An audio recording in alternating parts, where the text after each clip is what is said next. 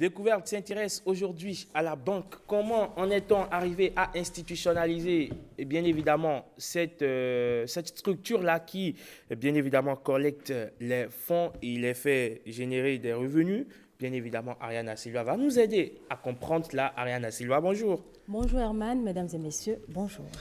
Aujourd'hui, comme je le dis, donc, on va parler de la banque. La banque est née comment, Ariane?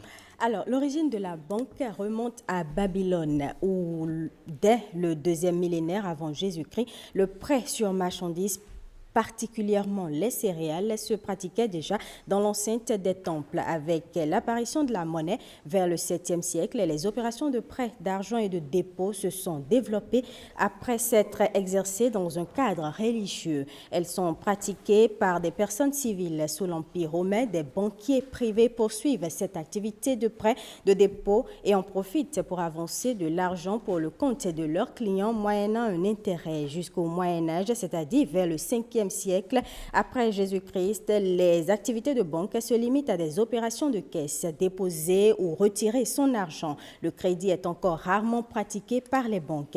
Avec les croisades, des banques connaissent un développement important. Les échanges commerciaux s'accélèrent et les banques y participent en facilitant les achats et les ventes de biens, objets précieux, peaux d'animaux, matières premières. À partir du XIe siècle, les banquiers sont principalement italiens. La première banque a été créée à Venise en 1151. Vous vous imaginez? 1151, une date à retenir, 1151. 51. Tandis que la ville de Florence devient une place bancaire de tout premier plan. Des innovations apparaissent et facilitent les transactions telles que le chèque. Dans le même temps, les établissements bancaires comparables à ceux qui existent aujourd'hui sont dorénavant capables de recevoir des dépôts et de gérer des comptes. C'était le cas d'une célèbre banque d'Italie. Les villes de Londres et d'Amsterdam deviennent au XVIIe siècle des places financières importantes. Mais à ce qu'il paraît, justement, selon les recherches, c'est que c'est au XIXe siècle, Ariane, que la banque moderne a vu le jour, n'est-ce pas? Alors, à partir de la fin du XVIIIe siècle, mais surtout au XIXe siècle, en pleine révolution industrielle,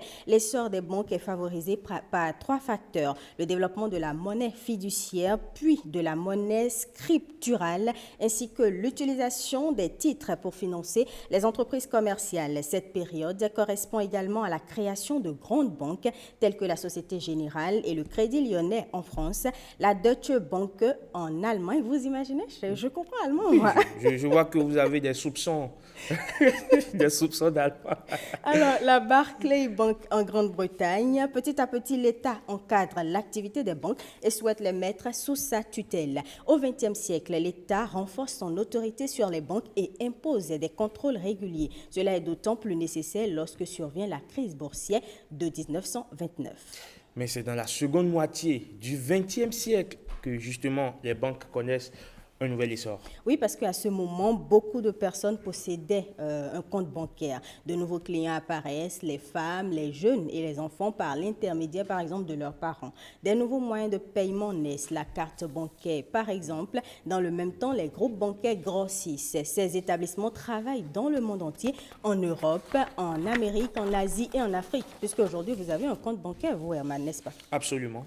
Vous également. Oui, bien sûr. Les activités se diversifient. Investissement dans l'industrie et l'immobilier, présence sur le marché financier. Il faut aussi préciser qu'aujourd'hui, grâce aux innovations technologiques, nous avons connu l'apparition de nouveaux modes de paiement par le biais de smartphones, de nouvelles pratiques en termes de sécurité comme la reconnaissance faciale, le recours à l'intelligence artificielle pour soulager les tâches des conseillers financiers et bien d'autres changements sont encore à prévoir, Herman. Donc la banque n'a pas fini de nous étonner, n'a pas fini de nous surprendre justement. La banque évolue. La banque évolue. Oui. Et justement, avant de partir, vous allez me laisser votre compte en banque. Ma carte, vous voulez dire, Votre, ou mon numéro de compte? Qu'est-ce que non, vous voulez? pas votre numéro. Ou mon mot de passe. Pas votre numéro de compte, parce que vous voulez? je peux être amené à faire un dépôt, mais je ne le ferai pas. Mais qu'est-ce que vous voulez? Mais votre finalement? carte Azur plus votre code, je passe au guichet tout à l'heure et je fais un retrait. Encore que mon code est très facile à garder. N'est-ce pas? Voilà. On va le voir tout à l'heure.